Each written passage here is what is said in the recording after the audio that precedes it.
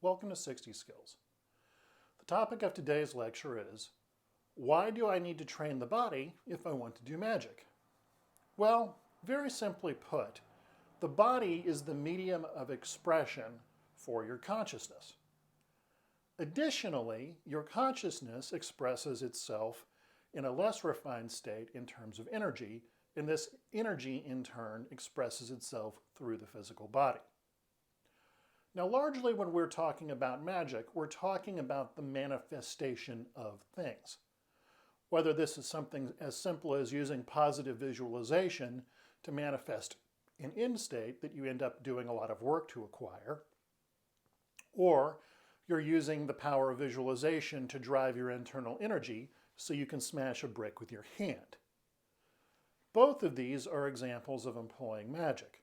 Both of them require the expression of what you visualize to occur through your body. So simply put, the reason why you engage in body training in the practice of magic is to make it easier to move things out of the mental into the astral and down into the physical.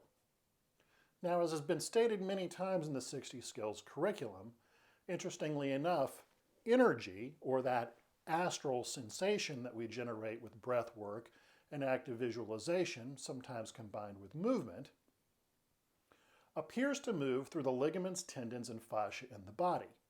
So the stronger your ligaments, tendons, and fascia are in the body, and the better integrated they are, the more efficiently this energy will move from the mental down into the astral. Additionally, by training these things, it greatly enhances the movement of this energy into the physical. This is one of the reasons why things like Qigong are so effective at addressing very difficult health problems. You're simply pushing more energy into the body, and this body ends up making up for something that is missing or damaged. So again, this is not a terribly difficult concept to understand if you've had the experience of it. It's also the reason why for building energy, the weightlifting exercises, things like pranayama, or the throwing exercises or Fa-Jin exercises from the 60 Skills curriculum are extremely effective at building both this tissue and energy at the same time.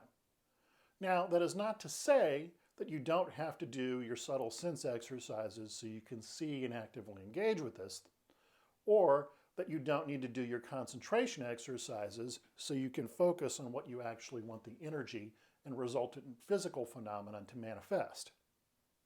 So again, all of this is interrelated.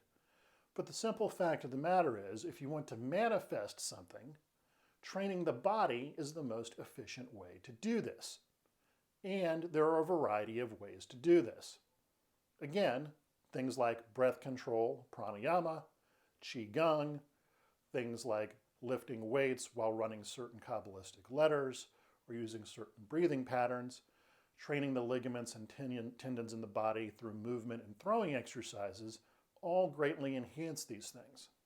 Now, on the other hand, if you're only interested in out-of-body projection, the simple fact of the matter is you don't need to do much of this.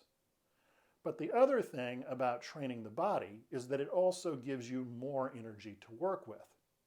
So again, if you're primarily interested in out-of-body experiences, you don't need to do much of this beyond simply being healthy. On the other hand, if you're interested in more physical phenomena, or doing a lot of energy work for healing or martial arts, or for creativity's sake, then the simple fact of the matter is you're going to need more energy to work with. If you're interested in things like physical evocation, you're going to need a lot more energy to work with. Training the body is one of the most efficient ways to do this. So, as is usually the case with most things in life, there is simply no shortcut for hard work.